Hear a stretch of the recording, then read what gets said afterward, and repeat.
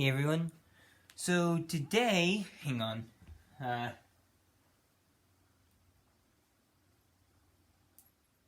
Today, I want to talk about.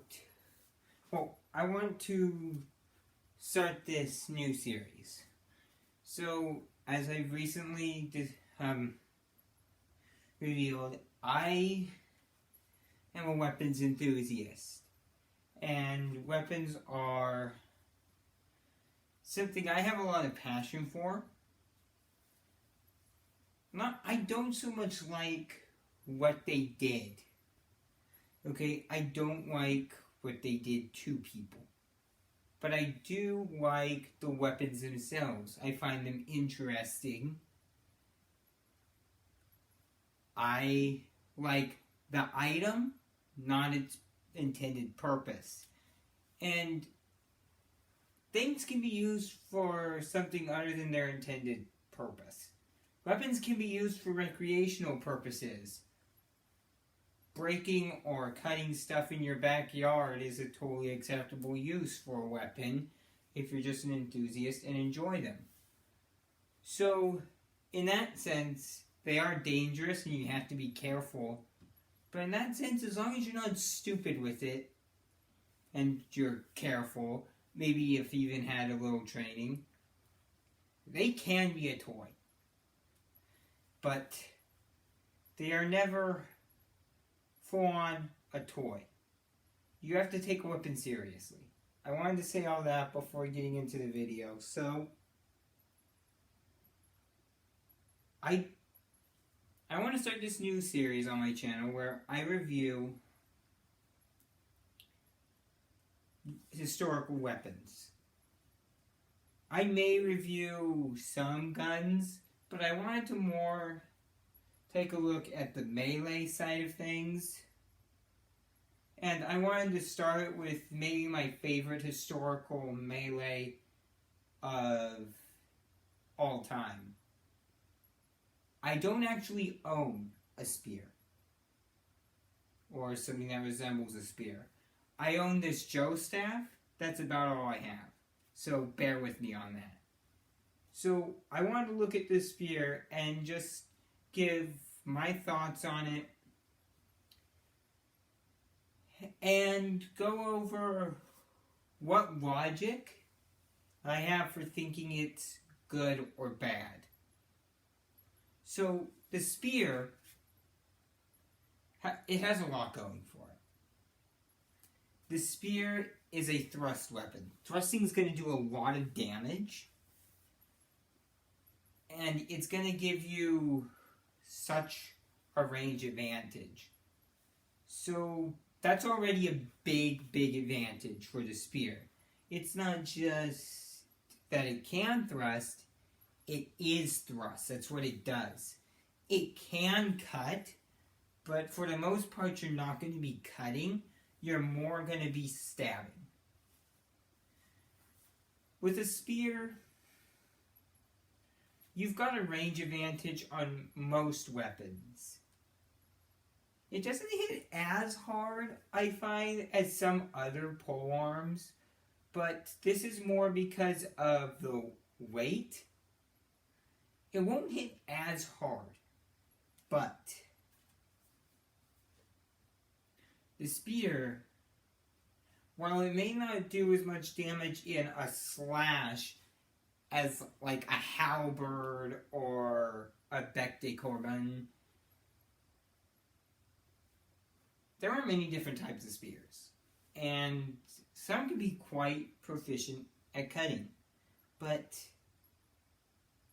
their primary purpose is to thrust. They are designed to poke. They are not designed to do anything like this, which this, with any polearm, is bad form. If done correctly, you can twirl any weapon, really, but for the most part, spinning a weapon is a bad idea. Now, there are also shorter spears designed to work in tandem with a shield.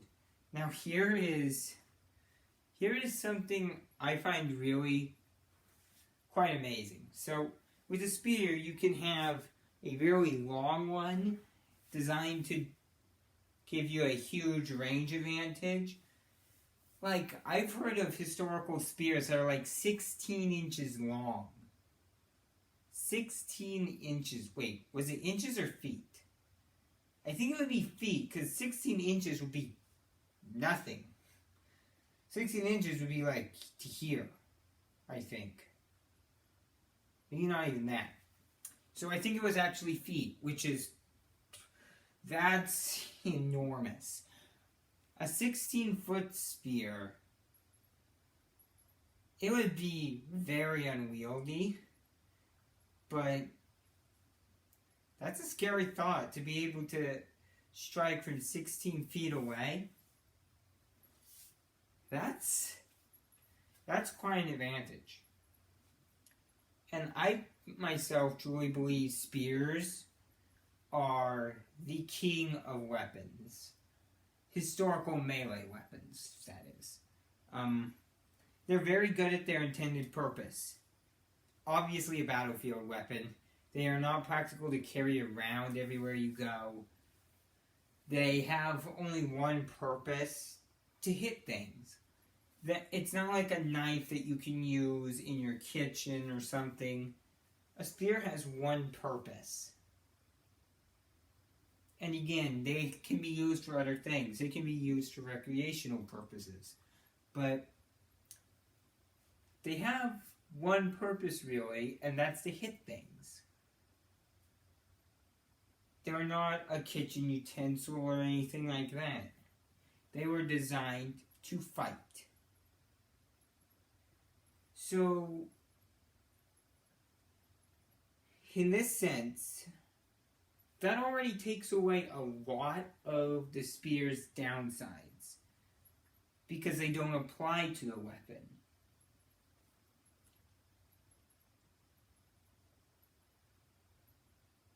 Now, there are some incredibly short spears you could conceal, but here's the thing. Why do you need to carry a concealed weapon? Ever. Like, okay, I can understand some people think that helps with self-defense, but here's the thing. If it's a weapon you have to conceal, chances are it's not a weapon you need to have. Shadiverity talked about this too. The stick. Okay? A simple walking stick is powerful in self-defense. You don't have to conceal it. What was that old saying? Stand tall and carry a big stick? The best weapon is the weapon you never have to fire. There's all kinds of sayings that mean that kind of thing. What they're trying to say is, the point of a weapon you use for self-defense is to protect yourself. What's the best way to protect yourself? To avoid combat. Best way to do that is to make yourself intimidating so no one's going to want to attack you.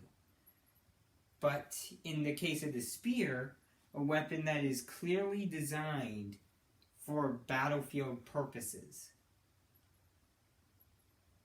it's powerful. So, the spear's only real downside, it's great at defense. There's so many different ways you can use it to threaten your opponent while defending yourself. Because, if you do this, you can bring it down like that to defend. You can do this to attack. Like this. You can parry an opponent's attack, potentially. That's not really what a spear is designed for. And depending on the type of spear, it can be a little easier. But you can also step to the side and strike. So for what it does, it's got a lot of defensive options. Which, defense is a big part of combat. And again, on a battlefield, great weapon. Not practical in everyday life, however.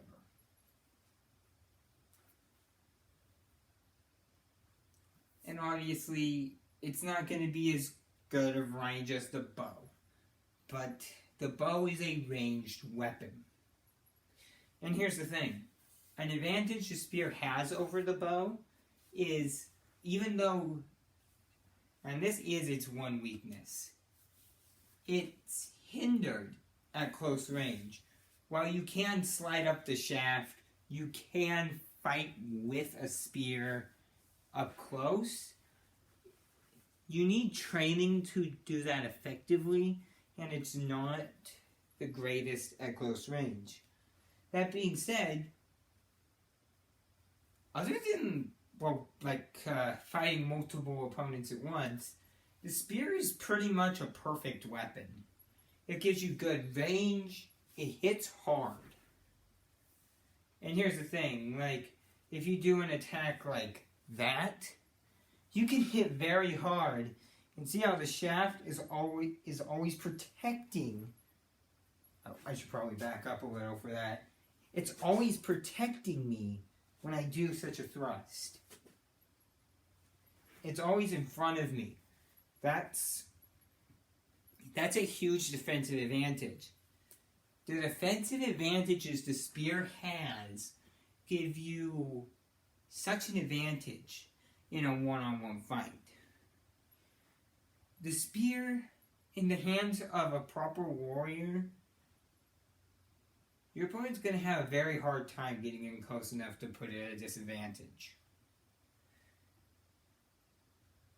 So I truly do think the spear is the king of all weapons. Now, why do I think it's not as good as these harder hitting weapons, these other polearms, like the debunking, which most polearms are brutal. And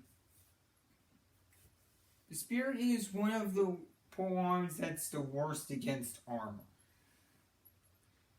So, well, depending on the armor, of course. If we're talking like gambeson or chainmail, it's not going to do so well. Brigantine pretty much counters every weapon, and you have to go into the unarmored areas to do anything. But depending on the armor, if we're talking like metal, steel plate armor, it's not going to do so well. But with this disadvantage in how hard it hits, that's its only other real disadvantage. The reason I find it better than something like the debunking with a hammer that can really screw up steel plate armor, or the halberd, which was, if I have my facts correct, was an anti-cavalry weapon. The spear isn't so forward heavy. Okay? It's more controllable. Although the debunking is not that bad, which, for those of you who may not know it by that name, there are some other names it could go by. The Lucerne is very similar. The hammer is a little bit different. Otherwise, it's pretty much the same. And it also goes by crow's beak or raven's beak. It is quite the weapon. But it's a little more awkward because you have more of your weight shifted towards the end. making it a little more unwieldy. The spear is far more controllable than most polearms.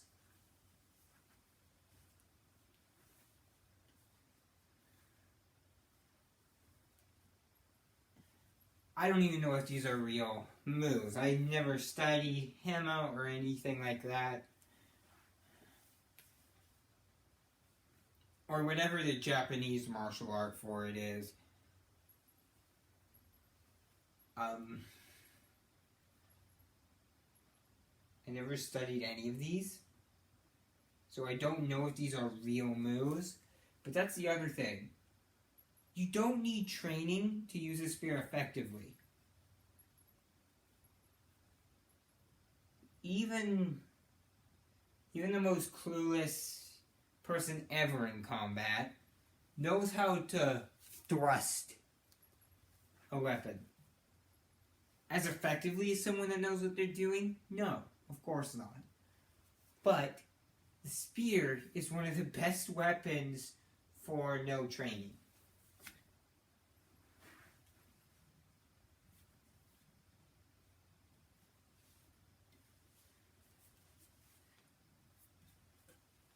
At this point, I'm just moving this around in ways that look cool. I'm not really moving it in ways that are effective. But the spear, amazing weapon. And in this case that you get in close, again, I've never actually studied, but you can do something like this with it.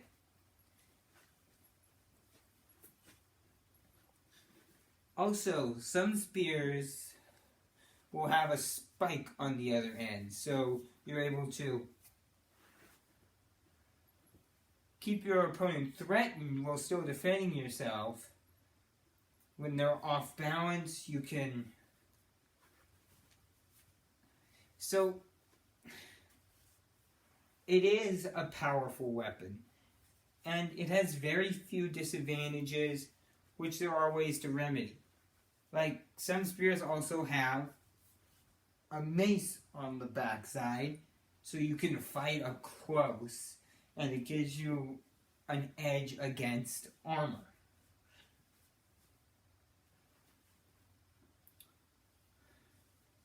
Which, that's something I actually want to talk about.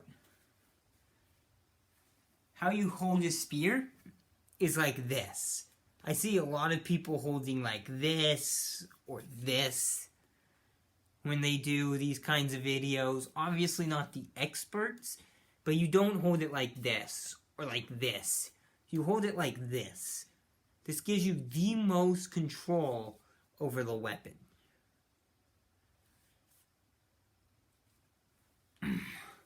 If you do something like this, Darth Maul style,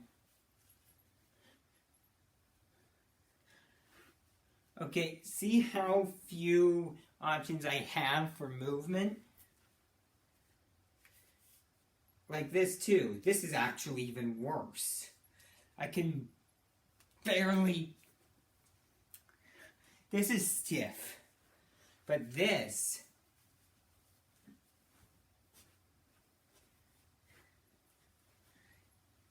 See how free my movement is like this?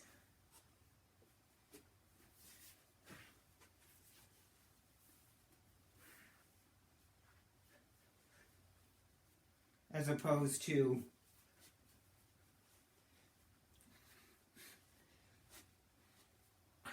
and if you think I'm making up how difficult these are, go outside, get a stick about this length, see for yourself how difficult this really is. Like, I'm actually trying here. This is maybe the worst hold you could possibly have. And then there's thrusting.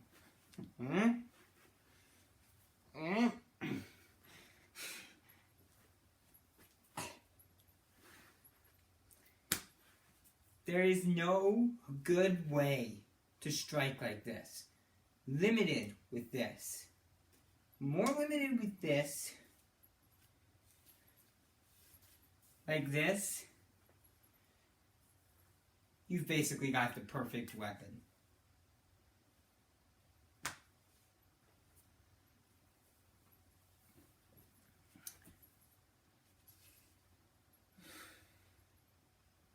The spear is a magnificent weapon. And I think one of the top advantages to a spear, it's cheap.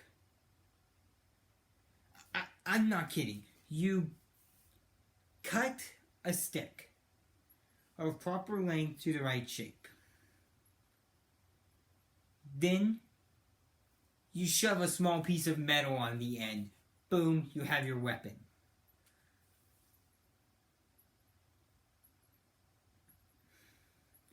The only thing that really takes much effort to make is the tip.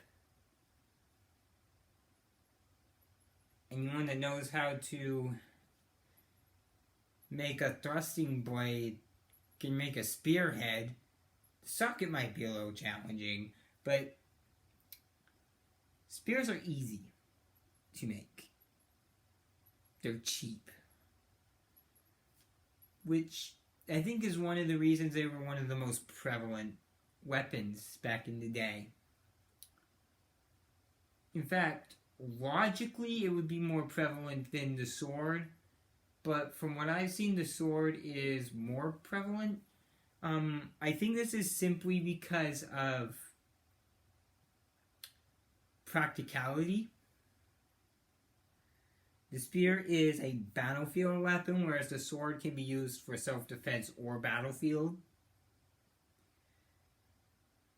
Which is big. That's big in prevalence. The spear, you're not going to be carrying it in a town for self-defense. A staff? Maybe. Maybe a small staff.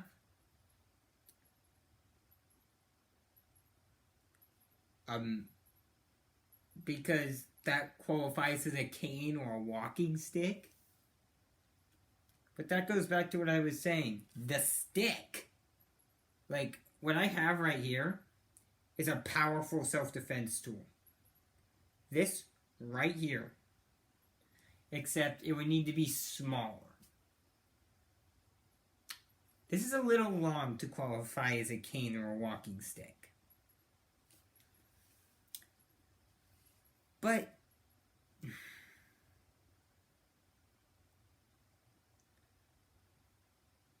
spear, quite the powerful weapon. And yes, I dare say it is better than the sword, because in most situations it is. On the battlefield, anyways. For self-defense, you're not going to be carrying a spear. You just aren't. A sword, you just put it in and out of the sheath. Boom. And because I know this kind of video can get demonetized, I want to say this is for education. This is for fun. I'm not telling anyone to do this, to do anything with a spear. I'm not telling people to go cause harm with a spear. What I am trying to do is simply inform on my opinions of the spear and state whether or not I think it would be effective. This is purely theoretical. I'm not suggesting anyone use a spear unless it's for recreational purposes. If you just want to smash stuff in your backyard, that's fine. There's nothing wrong with that. But the intended purpose of a spear, I'm not encouraging anyone to do such things.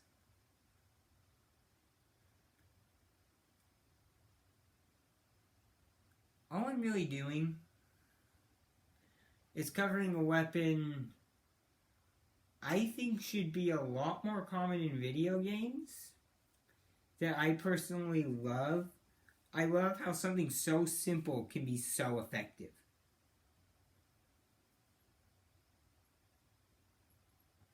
Now, I probably should have put this disclaimer at the beginning of the video, but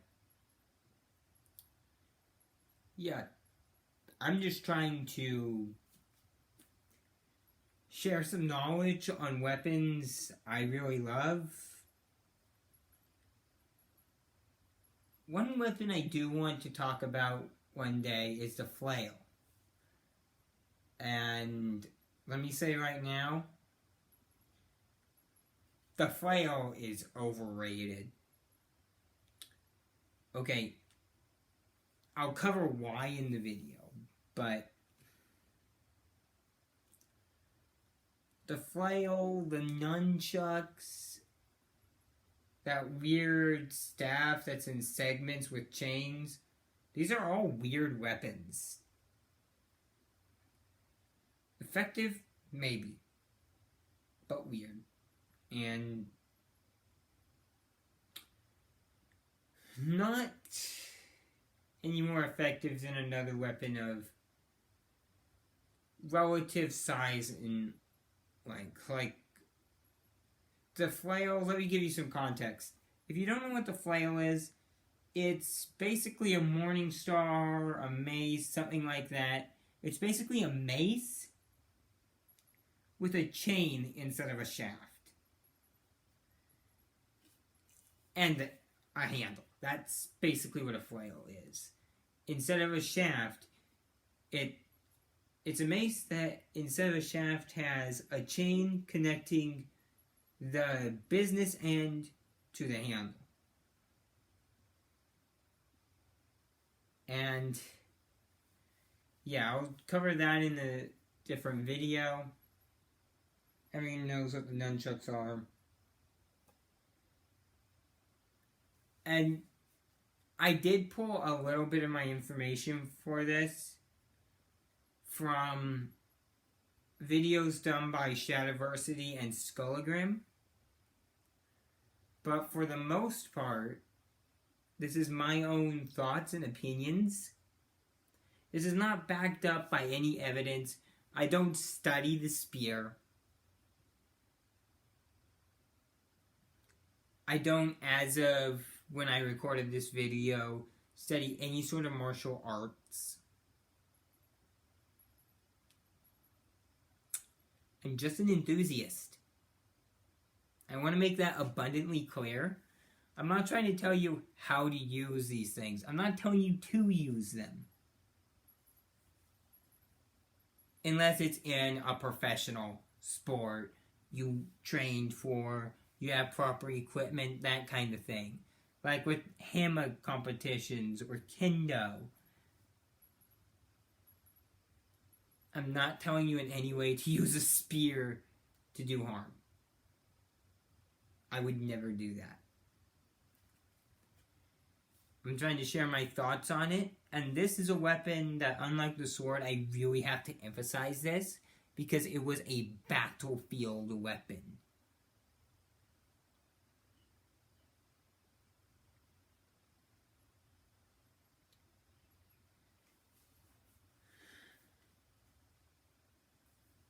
And I should probably do a review on the stick one of these days.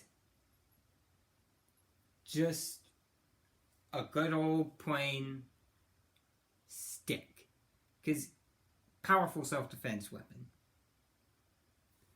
But, yeah. In short, what do I think of the spear? It's a powerful battlefield weapon. It deserves more praise in video games and movies. I'm not telling video game developers how to make their games, but it does deserve more love. And I'm sure polearm fans like me would be pleased just to have the weapon in the game. I'm not telling you to put it in your games. I'm not telling you to make it good. I'm just saying some of the people that play these kinds of games, myself included, would love to have the option to use a spear. And it is prevalent in some games. Okay, it's prevalent in the Soul series, it's prevalent in the last few Assassin's Creed. I'm not denying it's not in games. It is in games. Pardon the double or triple negative that I didn't even realize I was doing. But I would love to see it in more games. Good or not, I'd love to just see the spear get more love. Again, not telling you how to make your games or anything. I'm just a spear lover. Am I biased to the spear in this review? Honestly, yes and no. Okay, I love the spear. It's simple but effective. It's a cool weapon. But no, biased is not affecting this. How can I say that, without a doubt, I am not biased in a way that is affecting the video? Simple. I keep what I love and what I logically think separate. Like, I love the flail. I think the flail is a cool weapon. Same with nunchucks. Same for that staff I mentioned I don't actually know the name of. But I don't think they're good weapons just because I like them.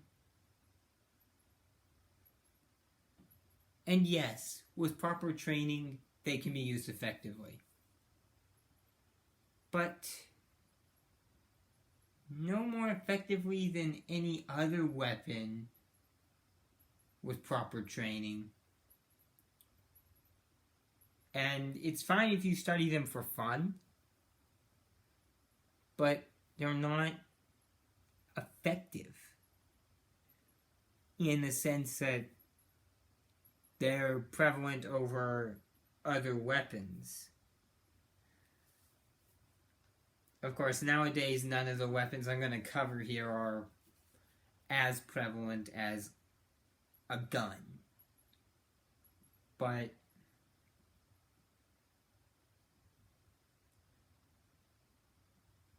there's still some that are effective self-defense weapons. And historically, guns didn't always exist. Gunpowder was not always a thing. Things like this used to be the world of combat.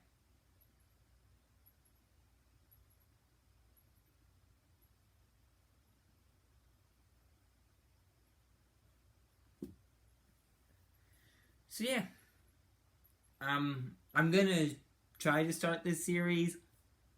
Probably not gonna post another video about historical weapons anytime soon. One, I don't want to post too many potential to get demonetized videos.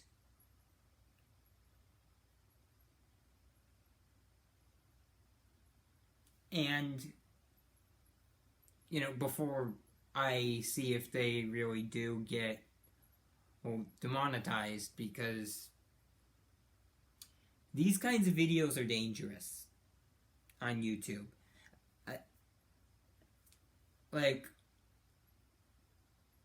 I believe if you get demonetized enough, you can lose your channel. But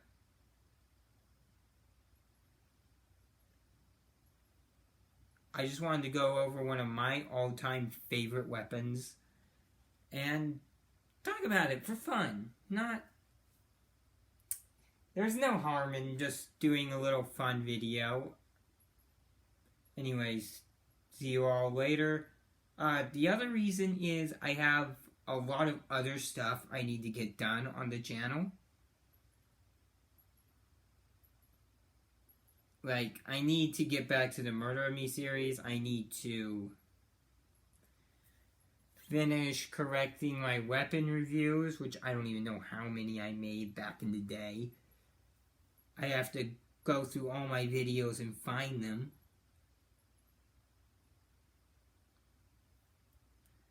I need to finish that Let's Play, which part of that is getting Shadow to come back. So yeah, I've already got a lot on my plate. This series will be here and there for a long time. But I do want to do it. Anyways, yeah. I'm going to sign off now. This video is longer than I thought it would be. I thought this would be like 20-25 minutes.